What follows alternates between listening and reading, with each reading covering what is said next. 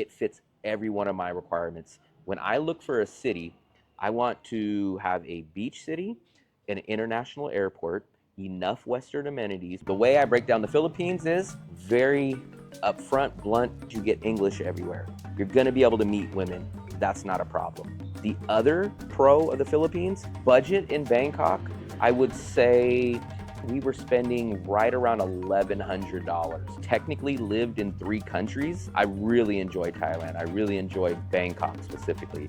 Cost of living. Philippines is my most expensive country out of the 3, out of Vietnam, Thailand, and Philippines. My 2 worst cons that I think you guys are gonna relate to is gonna be the 90-day visa. I'll never be able to learn it, but the one thing that forces you to learn while you're in Asia is patience. And people just response is, that's Vietnam. Whatever is supposed to make sense doesn't make sense. Don't make a long-term decision before you get out to wherever, no matter how much you feel about it. My thing, I just got so tired of living in the USA. I was tired of living the rat race. So what I did, the reason why I'm out here now, I left the United States. I saved up 1 year of cost of living in Vietnam, a little over $10,000. And I said, as soon as I have this, I'm getting the hell out of the USA. Yeah, I'm Will from Will Travels. We're going to jump into now hearing a little bit more about Will's personal experiences, his travel experiences, and I think ultimately we'll get into a real pros and cons comparison with him about the differences between the Philippines, Vietnam, and Thailand, because he's a well-seasoned traveler and has really experienced all 3 of those places. Let's hear about your pros of the Philippines, maybe a couple cons. I mean, there must be some, otherwise presumably you would still be there. But let's save talking about how you met your girlfriend and some of the social stuff for a bit later, and just to be awesome. Philippines is very, very simple. So the way I break down the Philippines is, I'm gonna be very upfront, blunt. The very 2 biggest pros to the Philippines, in my opinion, you're gonna get English. So English, you are not gonna find a better Asian country that speaks English better than the Philippines. 100%, no doubt, they win.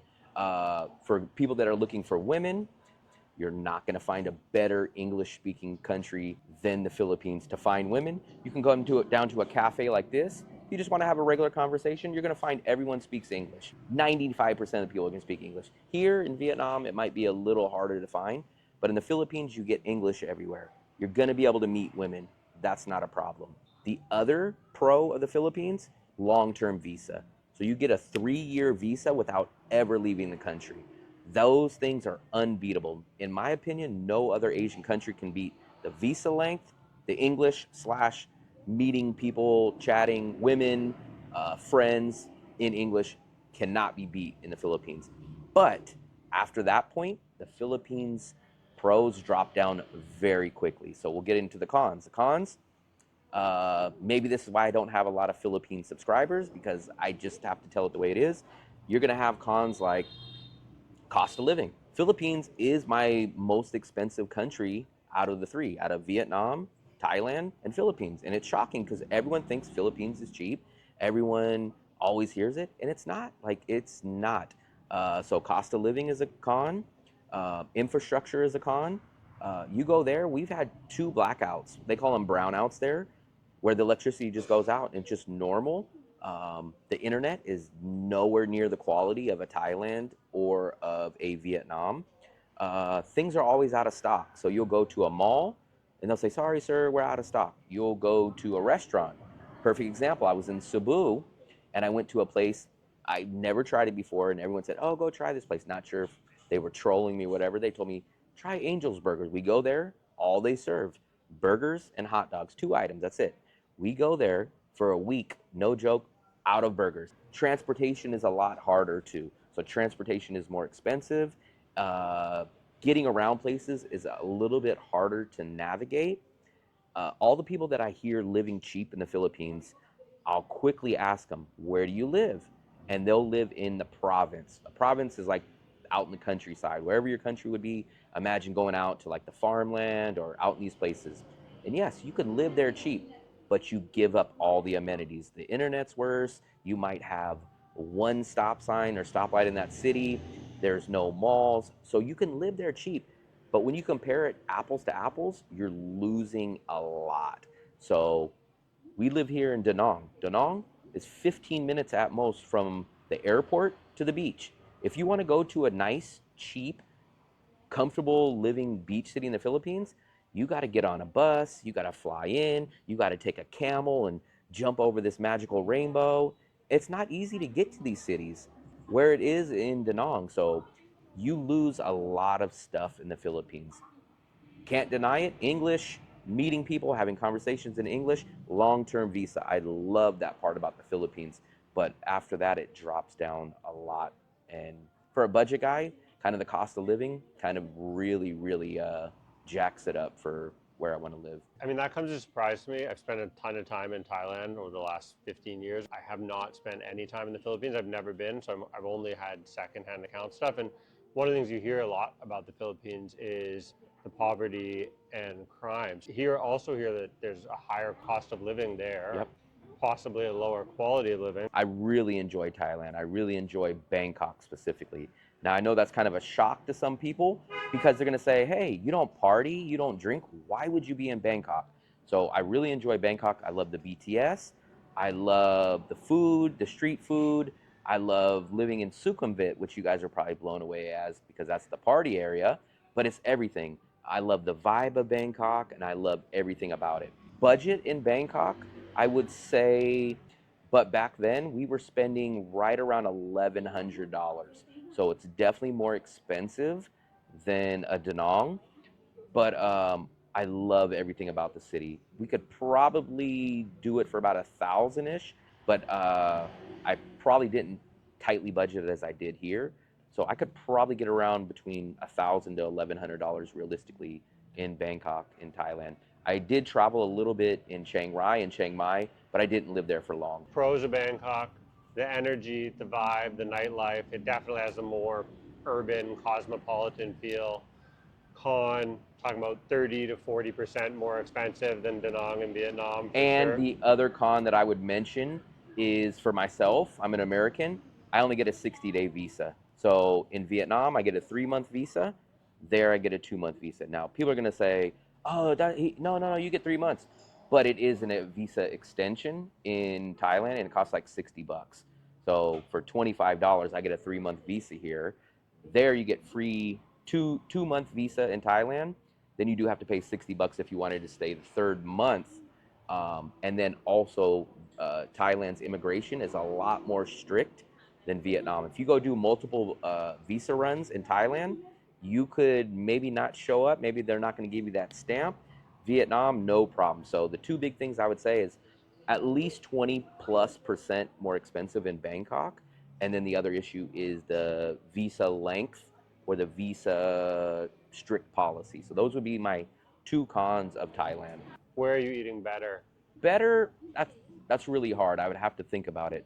I would say in Bangkok, it's definitely a little bit more costly. The cheapest place that kind of I would compare to here would be to the Terminal 21 food court. Yep. So that's probably going to be as cheap as you're going to get. And the food's good. We do kind of miss the 7-Elevens because the 7-Elevens have some good snacks or good lunch items. But we would get a lot of stuff. Like we would go eat street food down at the street carts. We had a couple of real nice, friendly street carts we would go to, or the sit-down restaurants. Like that's kind of what I call them, like the equivalent to like the little green chairs that they sit out here. They have this similar thing in Thailand. If I was forced to pick, I would say factoring all the things, the food courts, the 7-Elevens, the street food, the food, I would slightly give the nod to the better food to Bangkok. 51% to 49%, probably just because of the variety of places. Whereas here, it's kind of either local or Western food. They do have street food, which is kind of just banh mi for my style. They don't have the 7-Elevens, and they don't really have the food courts that they do in Thailand. So I would slightly give the edge on food quality and food choices to Thailand, slightly. So obviously then the cost of living is a huge pro for why it seems like you've settled in Vietnam the longest. Why don't you tell us some of the other pros, the things you love about Vietnam, and then maybe some of the cons or the drawbacks of being here? So Vietnam, specifically Da Nang, because Da Nang I've lived in 99% of the time that I've been here in Vietnam. So what I love about it is extremely safe. I never worry about my safety outside of the fact of the crazy traffic. So I don't ride a scooter. I refuse. And all my viewers know I refuse to ride a scooter. And it's not. I'm not afraid of the scooter at all. It's the guys that I see that come off the curb with no lights. It's the guy that has a passenger in the back holding a 6-foot piece of glass driving down. We just went down to Vinifone the other day, and there's a guy that strapped in a full-size washing machine to the back of his scooter. And there's a bun guy. There's a bun guy over here that has an open-ended flame coming out of the back of his scooter. And people want me to ride behind these people. I don't worry about my safety in any ways, though. Like, I'll go to the ATM at 1 o'clock in the morning. If my girlfriend even, we have an ATM downstairs. If for some reason she forgot to get money out or something, I wouldn't even be worried if she said, hey, I'm going to go downstairs and go to the ATM. I would let her go by herself. I would not worry about it. We walk back down dark alleys and everything. I don't worry about my safety at all here. So that's another pro. It fits every one of my requirements. When I look for a city, I want to have a beach city, an international airport, enough Western amenities, which means maybe a mall or two, a little bit of a Western nightlife, even though I don't drink, um, and safe. Like, Danong checks off all those boxes for me. What about the language barrier? That's got to be Yeah. there, right? So tell us about the language barrier, your own experience with that, because I think for a lot of potential retirees, the language barrier in Vietnam is real. How's it affected you? Okay, I'm gonna get to it very simply. My two worst cons that I think you guys are gonna relate to, it's not a deal breaker for me, but my two cons for sure. First one's gonna be English. So you're gonna get less English here than a Thailand, and definitely a lot less English than a Philippines. Doesn't affect me to cause me to move out, but that is gonna be one. Your second con is gonna be the 90-day visa. That's it. You have to leave the country after every 90 days. So there's no retirement visa. You have to leave the country after every 90 days. Those are going to be your two big issues. That's the only two issues that I see that someone wants to live here long term is going to run into. For myself, I know how to use Google Translate, stuff like that, and I know how to do the visa run. So for me, it's not a deal breaker, but for some people it is, or at least they think it's going to be. So those would be the two cons. I'm not in the members only Q&A I do every month on the Patreon at patreon.com/Evan AEH. I've done the full visa breakdown before, so if you've seen that, you're going to have to be an investor visa, you're going to have to open a business here, or you're going to have to buy a condo here, which can qualify you as an investor. But the absolute minimum is 120,000 US dollars, and that's still only to start for 3 years, which you're getting for free in the Philippines if you're American at least. The language barrier and that visa thing is a real thing, no doubt. What about how the locals treat you? So regardless of language, what's your experience been with Vietnamese people and just hanging out and meeting them? 100% perfectly fine. When we first came here, mostly the only people that we knew were like a lot of the restaurant owners because we would go to the same restaurants, and they're great. Like, they'll make sure we have a lady right here that's just 2 blocks. We call it our chicken restaurant, and the lady tells us like, "Oh, you need to go to this city. You need to go here." She helped us look for apartments. She gave references to other stuff. She showed us all kinds of stuff. So the locals, I've never had a problem with any locals. To be fair though, never had problems with almost anybody in any country. But in Vietnam, no problem. If you're not out drinking at night, you're not trying to do illegal drugs, you're not putting yourself in those situations, it is very low risk and safe Yeah. to travel and to live here. What do you think some of the biggest misconceptions or stereotypes about Vietnamese people and living in Vietnam are? Coming from USA, you hear propaganda. When I came here, I kind of had maybe the misconception because of other people, but they would say like, "Oh, you're going to Vietnam, man. Why are you going to the jungle? Why are you going to the jungle?" Or they say, "Oh, man, that's a communist country, man. You can't talk out there. You can't do that." None of that has been true. I talk with many, many people out here, Westerners, everyone. Here's the truth about, if you guys are wondering about the communism thing, or if someone just dropped you here and didn't tell you that this was a communist country, nobody would know it. Nobody. I've been to China, and I will tell you guys, China is definitely noticeably different in the communist aspect, but not in Vietnam. In Vietnam, if someone just dropped you here and you woke up here and you didn't know that this was a communist country, you would have no idea at all. The poverty issue. So at least in Da Nang and the cities that I've been to, I have never seen a homeless person, and I've never had anyone come up to me and ask me for money. I have had it in the Philippines. There's even young kids in the Philippines. You come out of a 7-Eleven, they got their hand out, they say, "Sir, please give me some money." Thailand, I see it when I'm in Bangkok. There'll be people sleeping on the ground, or they'll ask you for money. I have never seen a homeless person. Maybe they exist somewhere and I just don't see them. But I for sure, in over a year and a half that I've been here, never had anyone come up to me and ask me directly for money. Never once. Now I will get the people that sell the fruit or sell the glasses, but I consider those guys are working. They're not just saying, "Hey, can I get some money?" So, but I've never seen that here. That's probably another misconception that people probably think too.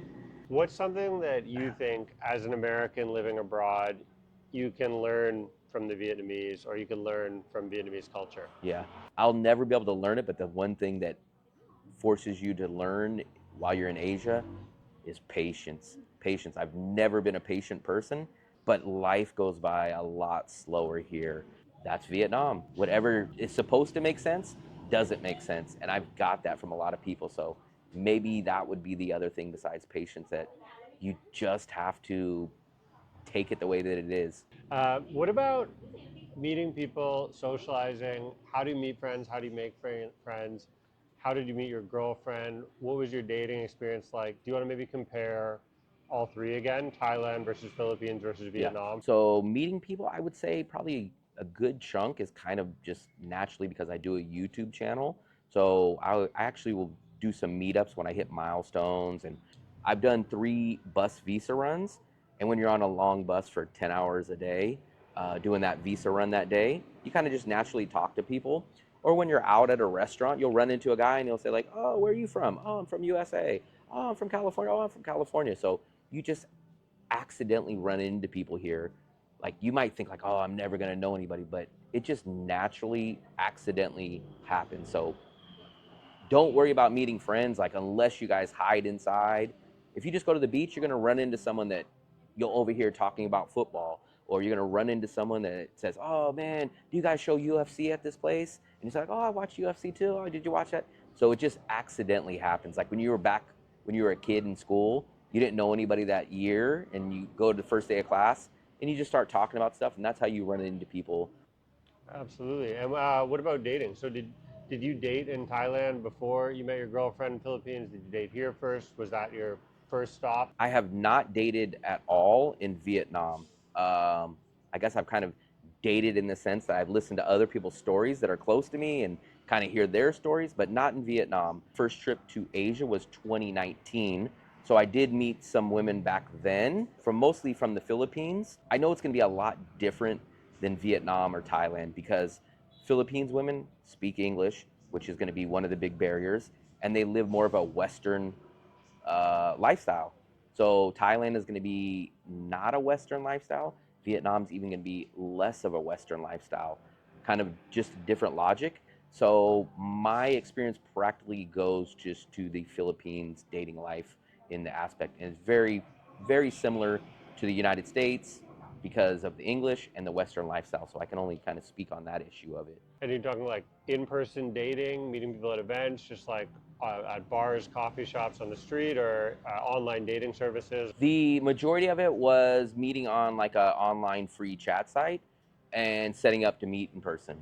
So you would go on there, I'd land in the city and say like, "Hey, send out profile," or I would go to the mall back early in 2019. I was amazed by malls in Asia because back in USA, malls are a thing of the past. So you'd go to the malls and maybe you'd bump into someone and say, "Hey, like, oh, hey, do you want to go to a movie?" So it was mostly online to meet up with somebody in person, and or like at a mall or out at whatever these cool little hangout spots in Asia and the Philippines are, is practically the way. A food market or a street market is kind of like how you run into people. For a brief time, tried both Tinder and Bumble in Vietnam. Ended up meeting someone eventually through Bumble, who's now my wife. I found it impossible to just meet people in person in a direct way in Vietnam. It's not culturally appropriate even if there wasn't a language barrier, that just sort of idea of like approaching someone or Yeah. talking to someone in a direct way here. Yep. Even if they might be interested in you, you'd likely come off as sort of confrontational or Yeah. too aggressive. I would not necessarily recommend that. If someone starts talking to you, of course, a different scenario, but yeah, I would definitely recommend the online way. What kind of visa are you on? How much did it cost? You already talked about how the 3-year visa to the Philippines is fantastic for American citizens, and the Thailand visa is shorter, is only 30 days. So, if the Philippines is the best case scenario for an American and Thailand's probably the worst case scenario, what's the situation in Vietnam for you? So I am on the tourist 90-day visa. Very simple visa. Is practically what almost any tourist gets is the 90-day visa. It costs $25 if you do it yourself. You go on a simple website, e-visa website. You pay $25 for the single entry 90 days. And basically after 90 days, you can either leave here, go out, go explore another country. But what I've been doing is I've been doing the visa bus runs.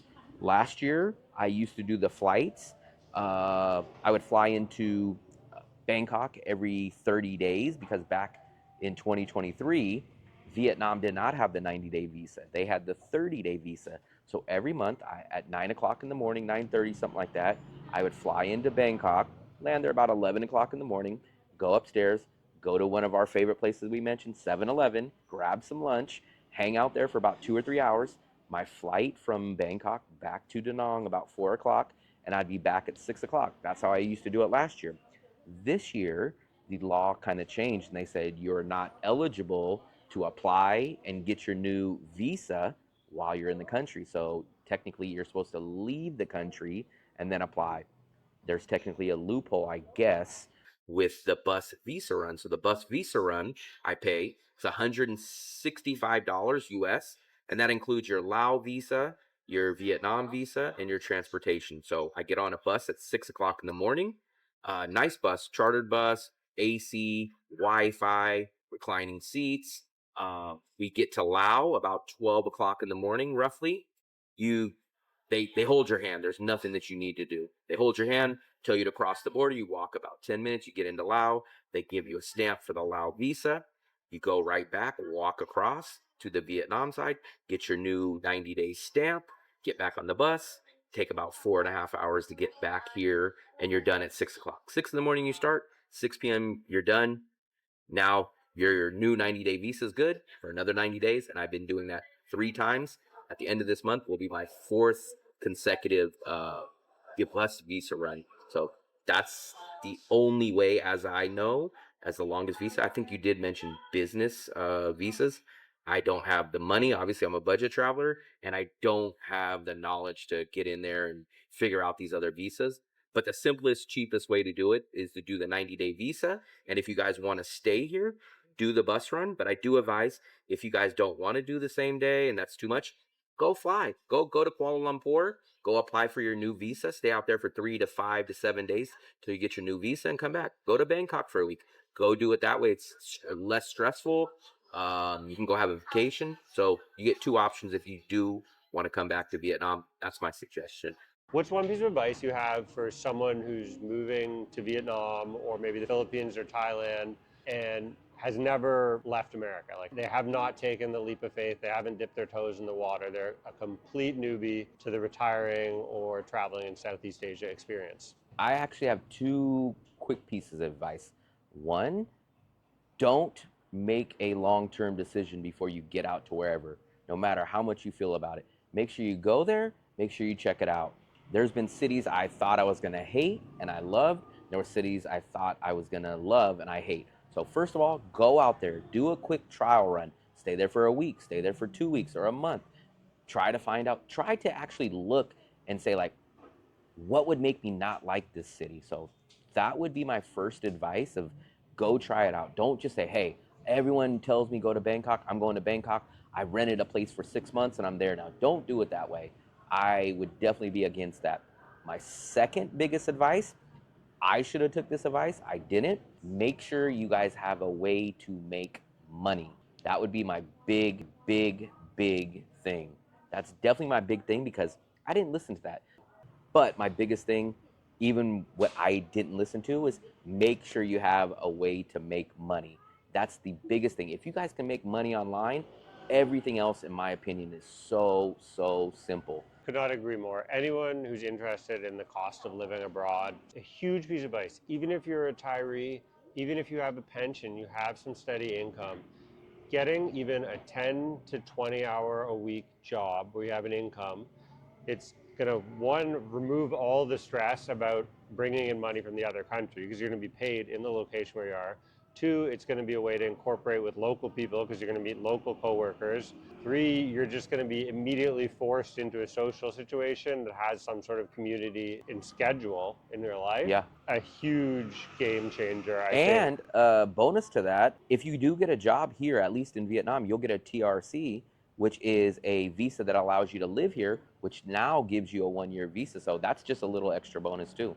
Yeah, a TRC can actually go up to 3 years depending on your employer. But before I met my now wife, that is how I was here for the first 5 years I was in Vietnam. You can click up here over my left shoulder to watch the next video in the series, or you can click up here and support us on Patreon at patreon.com/Evan A.